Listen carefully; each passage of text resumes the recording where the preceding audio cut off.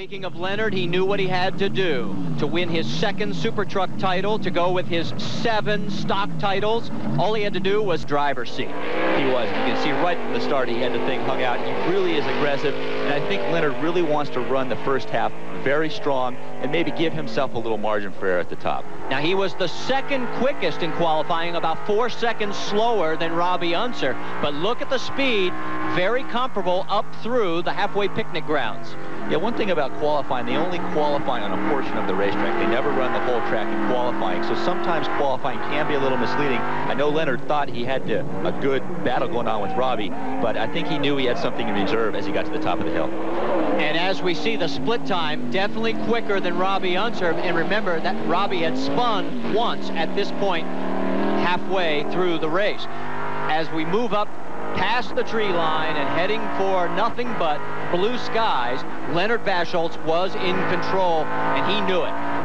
But even though he was in control and he looked like he had the race in hand, he still wanted to set a track record. I know that Leonard wants to be the king of the hill here, loves to win. You can see right here, he gets a little sideways here, comes real close to the outside wall. So I think he's not going to be satisfied with just winning. He wants a new truck record. As he makes his way through the W's, you can see this Ford Bronco. Now notice the race line, and every time that one of these super trucks got out of the race line, that's when they would find themselves getting into trouble. You can see how sideways they got there. You can see it from the in-car. You can see it from the up above shot there. They get off that groove there. They get out in the marbles. You can see right there, it is a handful for the drivers. Right there, he had trouble braking. He got so deep into the corner. So at this point, Leonard Vahsholtz, and this is what a lot of the drivers were saying after their runs was, by golly, if you come off that race line at all, you've got your hands full. Coming up to the top section of the W's now, Leonard at this point has not spun, and he's come close a couple of times to the edge, but still well in control. And now it was a matter of would he get the record. And look at the way he manhandles that Bronco around the corner. Yeah, you talk about the track and how you're getting off the line. It might be kind of dangerous. I spoke with Roger Mears, a veteran who I'm sure most of you have heard of, who's been up this mountain many times before.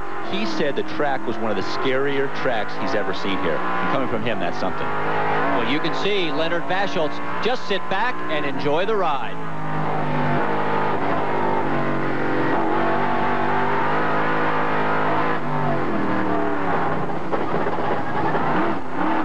Marty, right there, you hear the truck kind of hesitate right there. He came in really deep, he got off it, and I think the clutch wasn't fully disengaged, and then once again he had trouble. But look at the time as he crosses the finish line, despite the bobbles, 11:36.63, a new record. And Leonard did not have time to even talk to Bart, because he had to race back down the mountain.